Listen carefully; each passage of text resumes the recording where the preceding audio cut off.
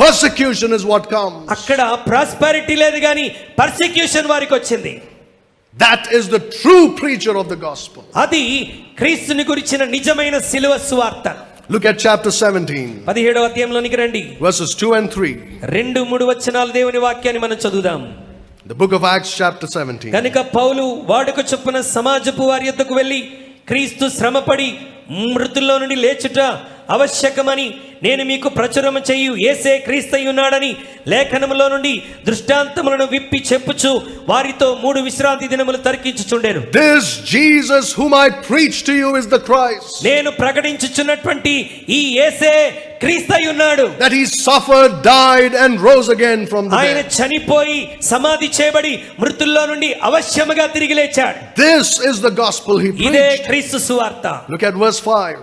5వ వచనాన్ని చూడండి. అయితే యూదులు మత్సరపడి పని పాటులు లేక తిరిగి కొందరు దుష్టులను వెంటబెట్టుకొని గుంపు కూర్చి పట్టణమెల్లా అల్లరి చేయిచు యాసోను ఇంటి మీద పడి వారిని జనుల సభ ఎదుటికి తీసుకొని వచ్చుటకు ప్రయత్నము చేసిరి. They did not clap for Paul.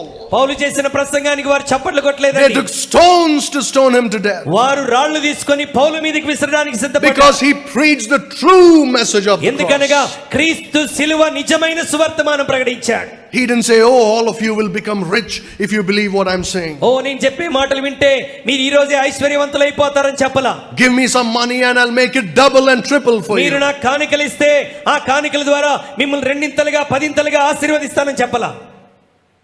He went to Athens. ఆయన ఏథెన్స్కి వెళ్ళాడు. There he stood on Mars Hills and he preached. ఆయన అక్కడ కూడా జనసమూహములు చూసి అక్కడ క్రీస్తు సువార్తను ప్రకటించాడు. Look at what he preached in verses 31 and 32. 31-32 వచనాల్లో మనం చూద్దాం. ఎందుకనగా తాను నియమించిన మనుషుని చేత నీతిని అనుసరించి భూలోకమునకు తీర్పు తీర్చ లోబడి ఒక దినము నిర్ణయించి ఉన్నాడు. మృతుల్లో నుండి ఆయనను లేపినందున దీని నమ్ముటకు అందరికీ ఆధారము కలగజేసి ఉన్నాడు.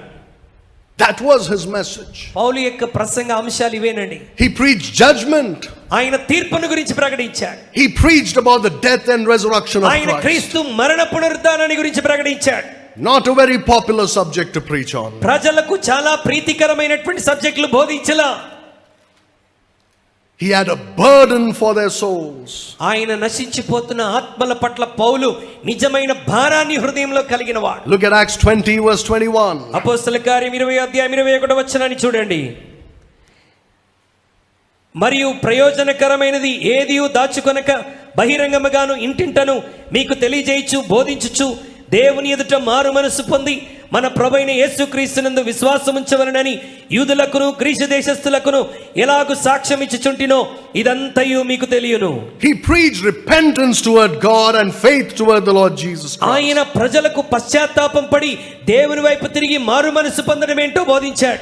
You don't hear preachers preaching this anymore today. నేటి దినాల్లో ఇలాంటి ప్రసంగాలు ప్రసంగికులు చేయటం మనం చూడటం లేదండి. They don't want to preach on repentance. వారు మారు మనసు గురించి బోధించరు. They don't preach on turning to God. వారు దేవుని వైపు తిరగటాన్ని గురించి ప్రజలకు బోధించరు.